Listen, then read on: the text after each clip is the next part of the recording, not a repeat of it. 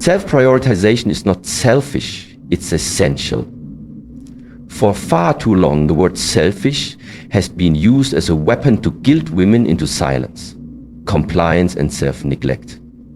From an early age, many women are taught that their highest virtue lies in their ability to give endlessly to their families, their partners, their employers, their communities, without complaint and without pause. This mindset often becomes so deeply ingrained that the very idea of setting boundaries or asking for what they need feels wrong, even shameful. But this is a lie, one that keeps women exhausted, overextended, and underappreciated.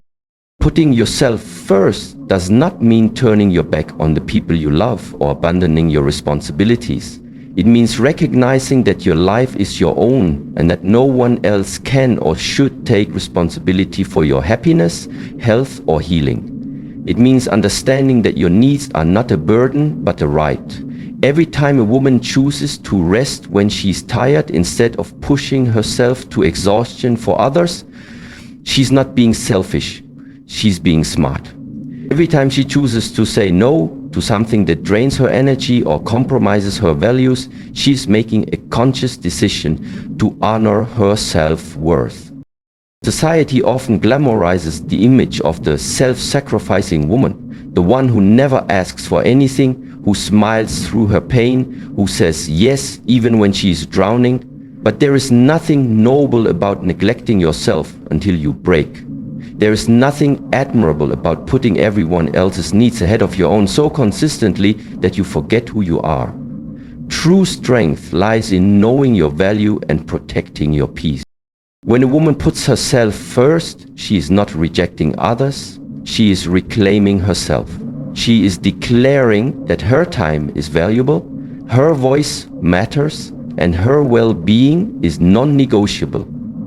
She is refusing to live in the shadows of her own life, and in doing so, she not only finds herself again, she inspires others to do the same. Because when one woman chooses to put herself first, it opens the door for others to believe they can too.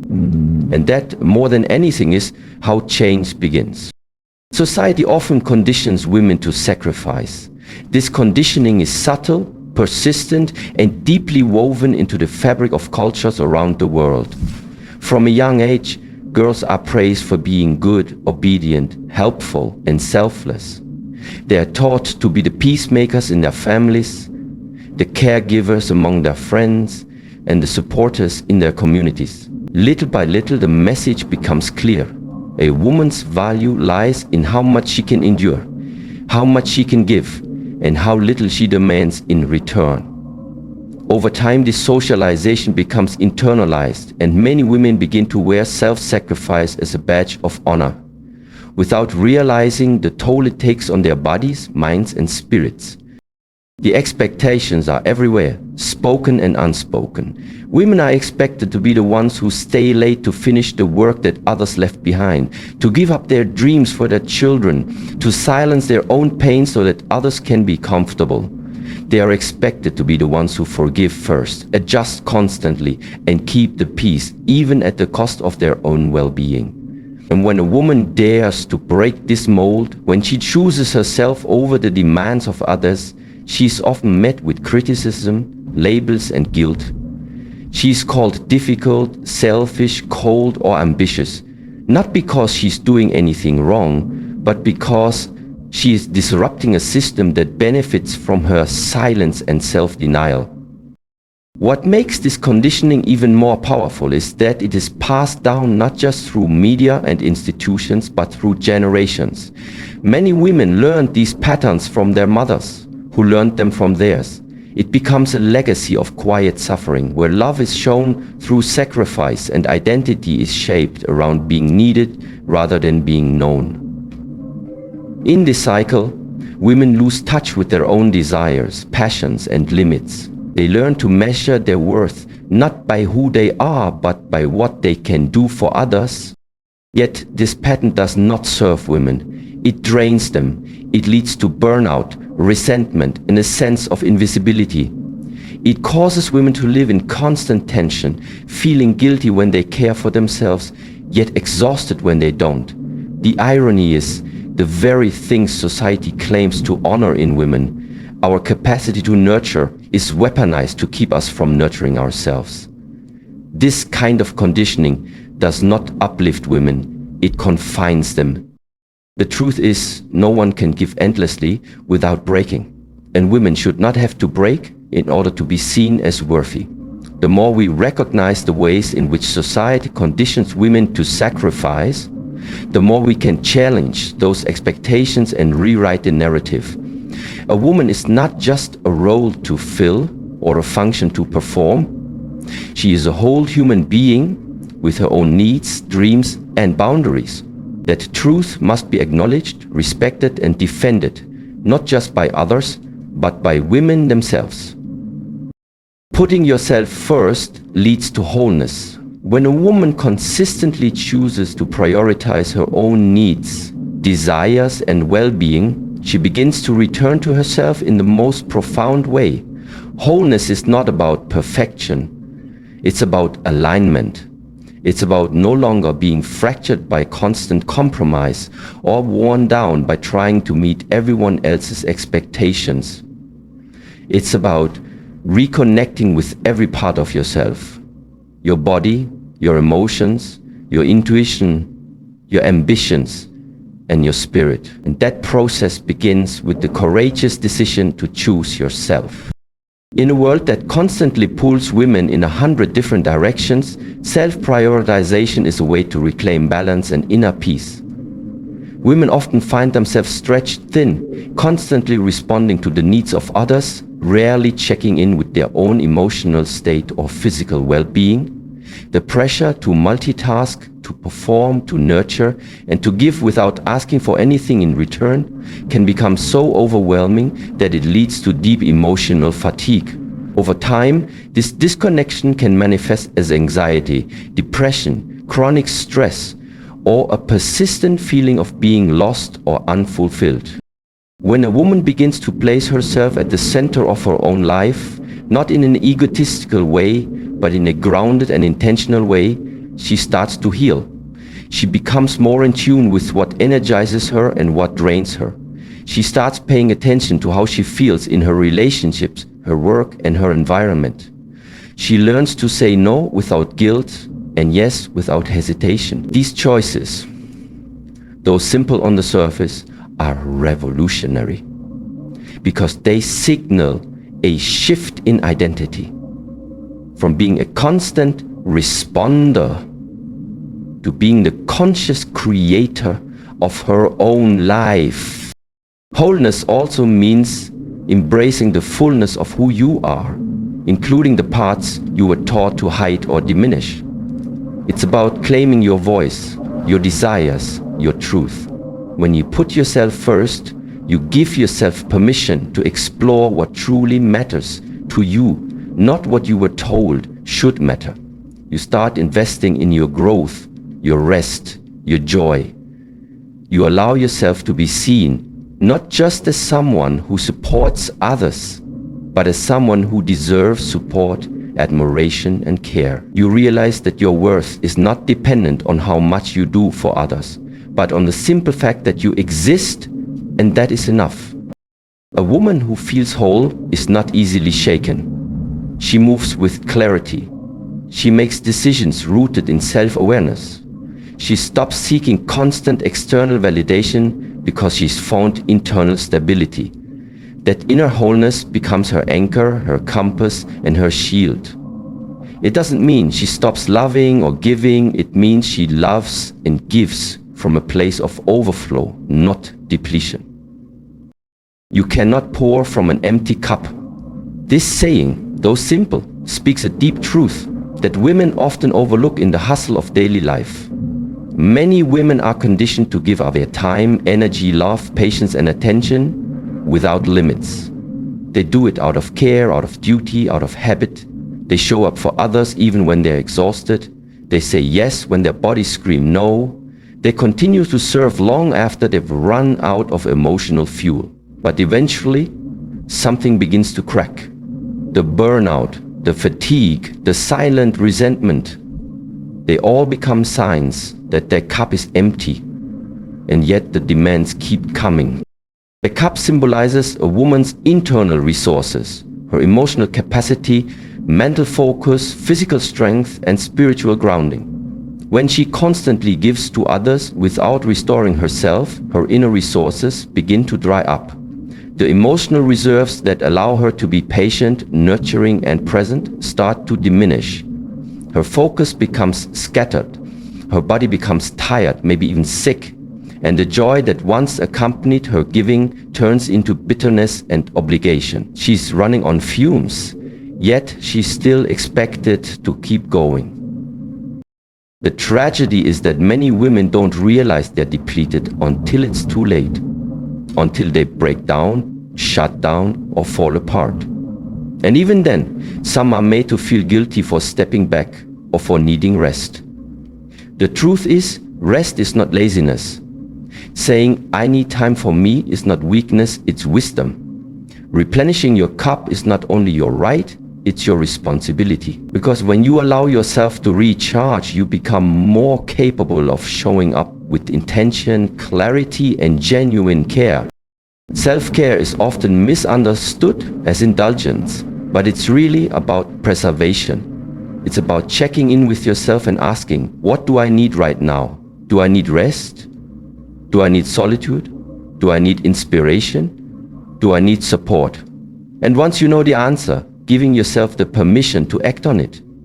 This could look like taking a walk alone, saying no to extra tasks, taking a nap, going to therapy, journaling, or simply turning off your phone for an hour of silence. These acts are not luxury. They are survival. They are how you fill your cup so that when life asks more of you, you have something to give without compromising yourself. Women must understand that they are not machines, built to run endlessly on output. They are living beings who need time to refuel, reflect, and reconnect with themselves. When you give to yourself first, you're not being selfish, you're being sustainable.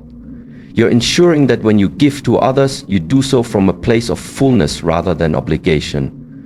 A full cup overflows naturally. That overflow is where your best energy, your truest love, and your most authentic presence come from. Self-respect sets an example.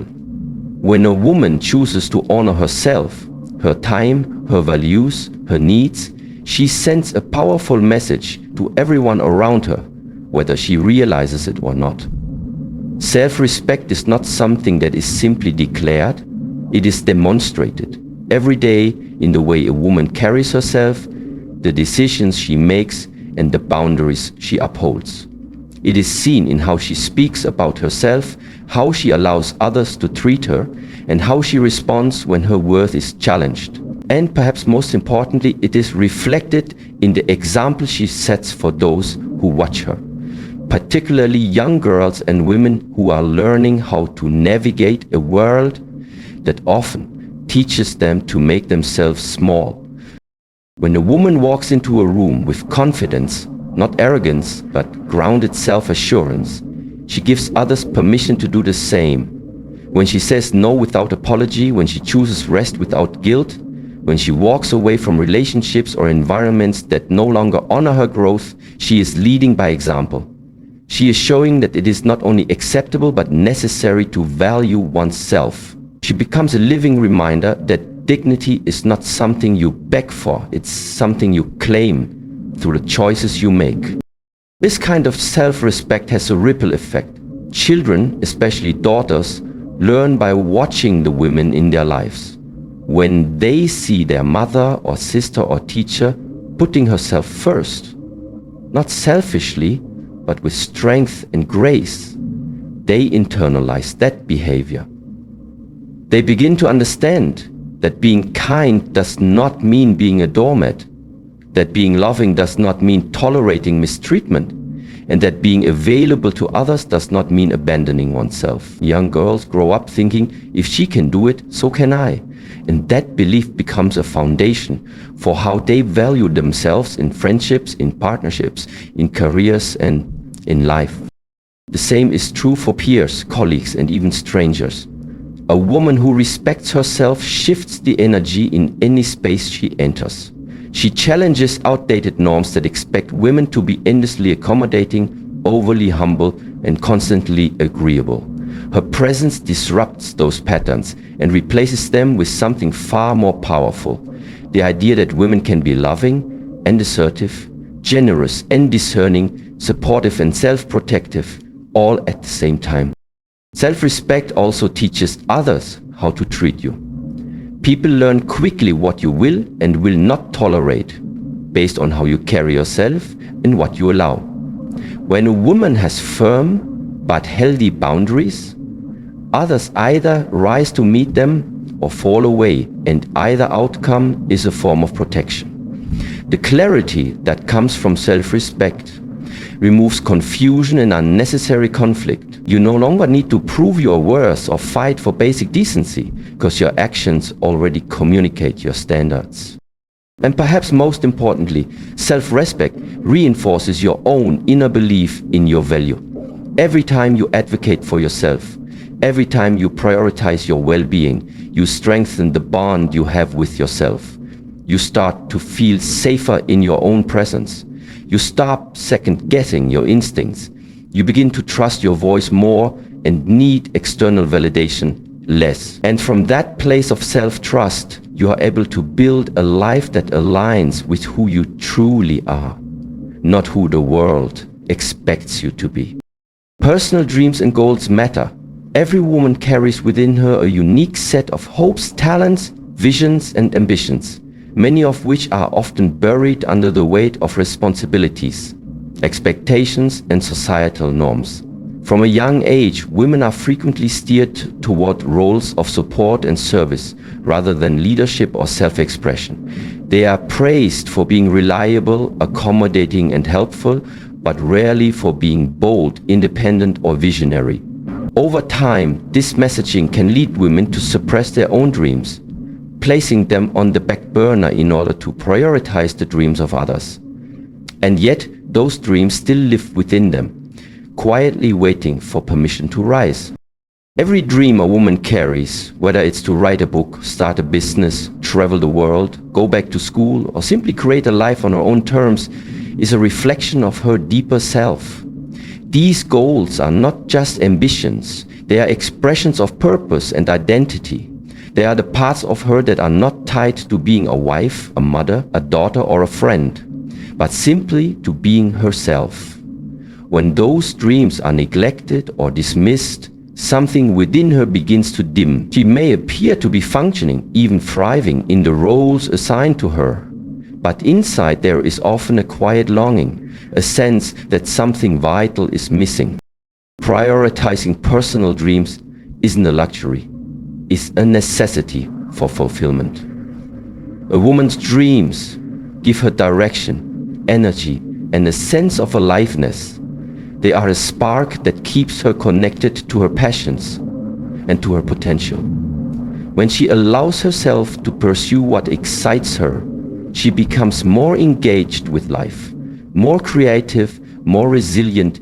The pursuit itself becomes a journey of self-discovery, where she uncovers strengths she didn't know she had and sheds layers of doubt and fear that may have clung to her for years.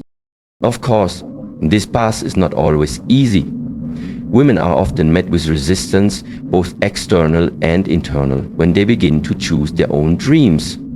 They may hear voices, some from others, some from within, that say, you're being unrealistic, you're too old, you should be focused on your family, or now isn't the time. These voices are rooted in a world that fears women who are fully awake to their own power. But it is exactly in the face of these doubts that a woman must push forward. Because the act of honoring her goals is not just about achieving something external, it's about affirming her right to desire more from life. And the beauty of it is this: When a woman pursues her dreams, she doesn't just elevate herself, she elevates everyone around her. Her courage becomes contagious, her joy becomes inspiring, her success becomes proof that it's possible. She begins to attract relationships, opportunities, and environments that support her authenticity. And she begins to break cycles of limitation, showing future generations, especially girls, that it's not only acceptable to dream big, it's necessary. Mental and emotional well-being require attention. In today's fast-paced world, where women are often expected to juggle multiple roles and responsibilities simultaneously, mental and emotional health can quickly become an afterthought. The demands of daily life, managing a household, building a career, caring for children or aging parents, maintaining relationships can leave little space for a woman to pause and ask herself, how am I really feeling? Emotional wellness is not just about avoiding breakdowns or pushing through stress. It is about acknowledging your feelings, understanding your inner world, and responding to your needs with compassion and care. For many women, emotional labor becomes an invisible burden. They are not only managing their own emotions, but also holding space for the emotions of everyone around them. They are the ones smoothing over family conflicts, checking in on friends, absorbing criticism at work with a smile, and showing up even when they're crumbling inside. Over time, this unacknowledged weight builds up. Anxiety, mood swings, irritability, and emotional numbness can creep in. Left unaddressed, this constant emotional suppression can lead to more serious conditions like chronic stress, depression, or burnout. That's why putting yourself first is not just helpful, it's necessary for mental and emotional survival. When a woman takes the time to slow down and listen to herself, she begins to notice the signs her mind and heart are sending, the persistent fatigue that isn't cured by sleep, the sadness behind the smiles, the constant overwhelm. These are all signals that something within needs care. And care doesn't always look like bubble baths or spa. Often it looks like setting boundaries, saying no without explanation, taking a break from toxic environments, or finally admitting that something isn't working. Emotional wellness also requires space for vulnerability. So many women are taught to be strong, to keep going, to never let others see them struggle. But true strength lies in being honest with yourself and with others. It lies in saying, I'm not okay and I need support. It lies in reaching out for help, whether that's talking to a friend, seeking therapy, or simply allowing yourself to cry without guilt. Giving yourself the permission to feel and to heal is one of the most powerful acts of self-respect a woman can offer herself. Mental well-being is equally vital. In a world filled with noise and distraction, clarity and peace are rare gifts. When a woman puts herself first, she creates the space to hear her own thoughts, to filter out external pressures, and to return to her center. She begins to notice the patterns that no longer serve her, the overthinking, the self-doubt, the fear of disappointing others, and from that awareness, she can begin to reshape her internal dialogue, replacing criticism with kindness and fear with faith in herself. Mental and emotional self-care are not selfish. They are a form of self-preservation. A woman who tends to her inner life is not just protecting herself, she is building a strong, stable foundation from which she can show up more fully for every part of her life. She is less reactive, more present, and more connected to her values, and most importantly, she becomes her own safe space, someone she can count on no matter what. The world often teaches women to ignore their inner alarms, to keep performing, to keep pleasing, to keep giving. But healing begins the moment a woman decides that her peace matters, that her joy is worth pursuing, that her mental and emotional health is not optional, it's vital. Because when a woman is emotionally well, she is free. and that freedom is the beginning of everything else. Boundaries are acts of self-love. For many women, the idea of setting boundaries feels uncomfortable, even foreign. They've been raised in environments where saying no was considered rude, selfish, or unkind. They've been praised for being agreeable, flexible, and always available. So when they begin to assert themselves, it can feel like rebellion. But the truth is, boundaries are not walls. They are bridges. They are not about shutting people out, but about teaching them how to treat you with the care, respect, and consideration you deserve. Every woman deserves to exist in relationships, workplaces, and communities where her time, energy, and emotional well-being are honored. Yet too often, women find themselves in patterns of overextending, saying yes when they mean no, agreeing to things out of guilt, or tolerating behavior that leaves them feeling drained or disrespected. These patterns don't just steal energy, they slowly erode self-worth. When a woman consistently chooses others over herself, she teaches her nervous system that her comfort is less important than avoiding conflict, that her needs are secondary to others' desires, and that peace for everyone else must come at the cost of her own.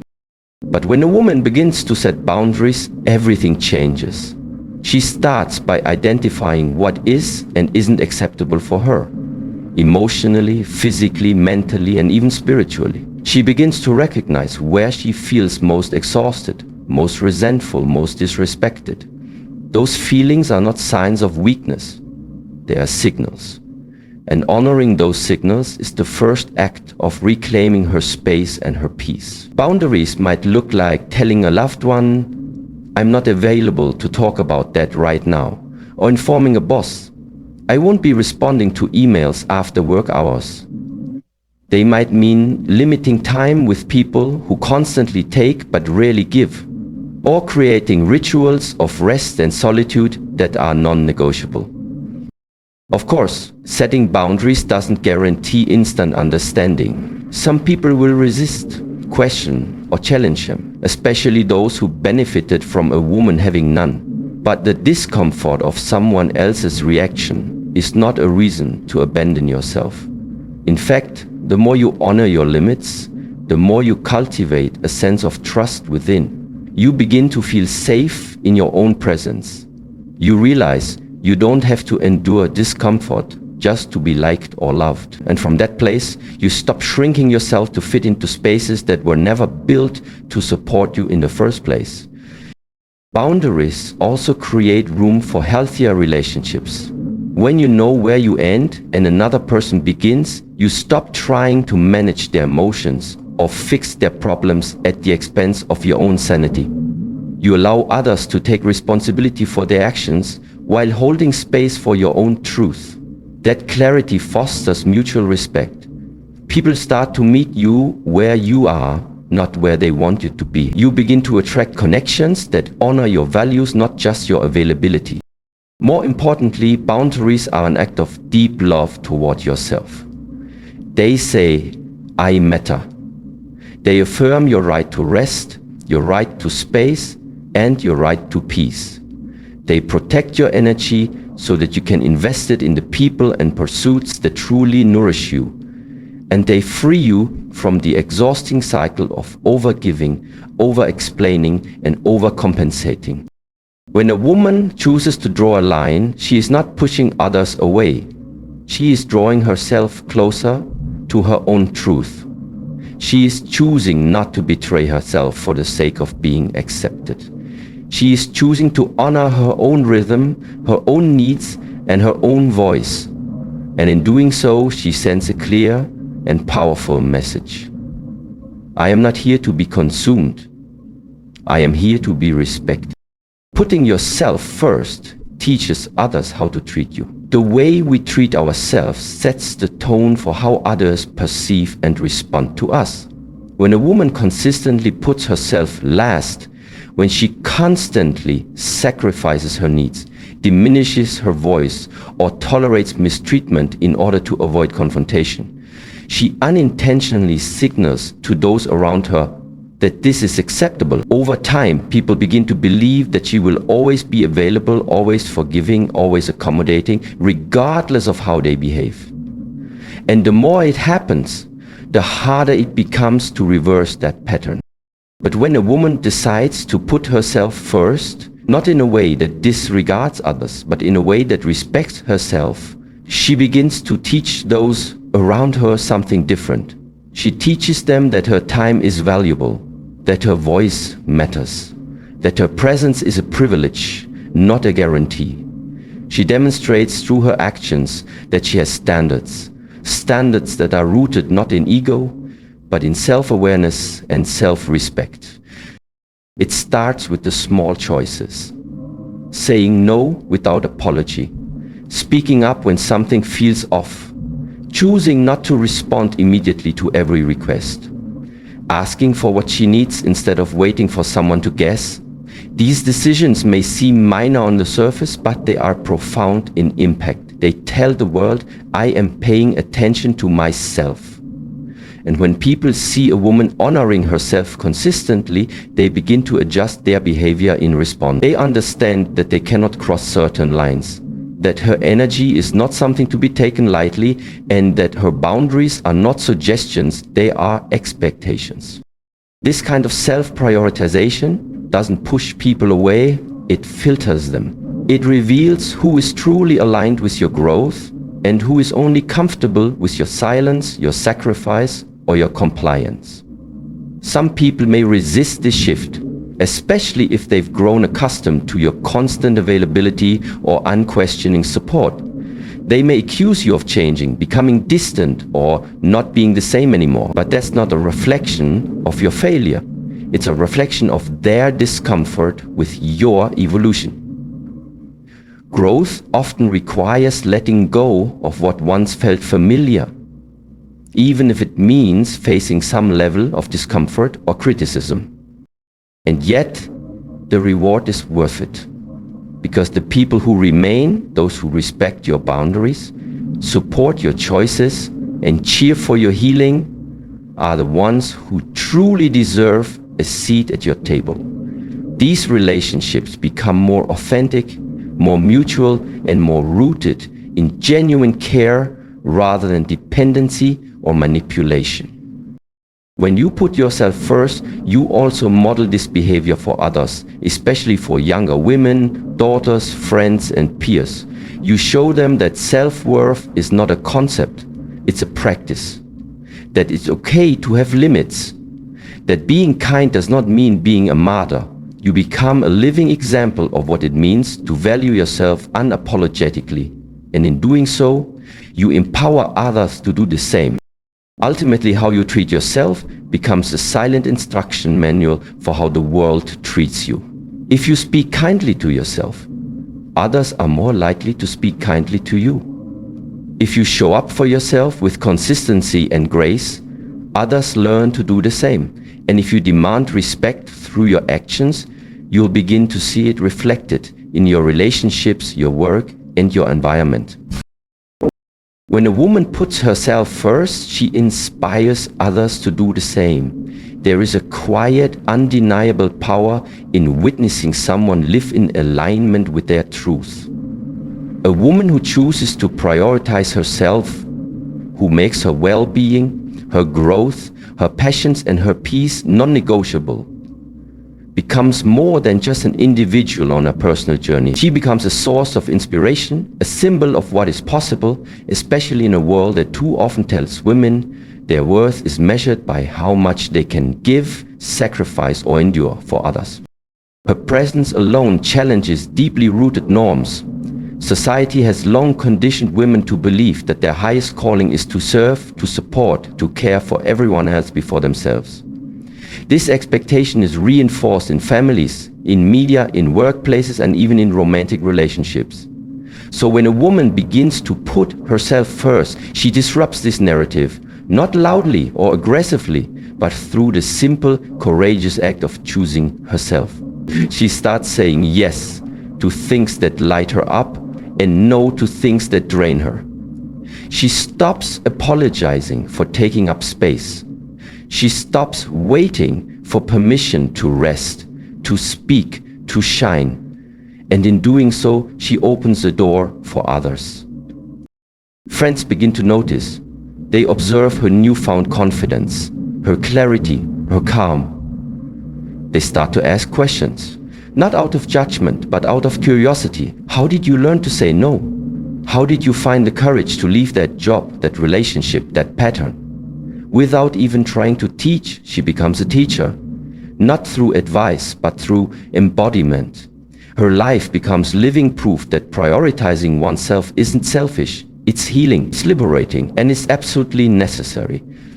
Young women too are watching. Daughters, nieces, students, and mentees see her and learn from her choices. They witness that being a woman doesn't mean self-neglect or quiet suffering. They begin to understand that they too have a right to dream, to rest, to walk away from anything that doesn't honor their worth. In this way, one woman's decision to put herself first ripples outward. It becomes a beacon for others who are struggling to find their way back to themselves. Even in professional or community settings, this self-serve mindset has a powerful impact. A woman who respects her time, who voices her needs with confidence, who refuses to shrink to make others comfortable, she shifts the culture. She raises the standard. She shows others that emotional labor should not be one-sided, that leadership can be rooted in integrity and self-respect, and that collaboration does not require self-erasure. What's especially powerful about this form of inspiration is that it doesn't come from perfection. It comes from authenticity, from the willingness to be seen even when the path is messy, from choosing oneself again and again even when it's uncomfortable or misunderstood, from honoring the inner voice even when it goes against what's expected. That kind of courage speaks louder than any motivational speech ever could. It says, you can do this too. Then the truth is, every woman who reclaims her time, her joy, her dreams, and her boundaries makes it a little easier for the next woman to do the same. It becomes a chain reaction of healing and empowerment. The more women put themselves first, the more they normalize it, not as an act of rebellion, but as an act of self-preservation, wholeness, and truth. So when a woman chooses herself, she is not only transforming her own life, she is quietly transforming the world around her. She becomes a mirror, reflecting to others what is possible. She becomes a spark, lighting the fire of change in places she may never even see. And that is the power of putting yourself first. It's never just about you. It's about everyone who finds the courage to follow your lead.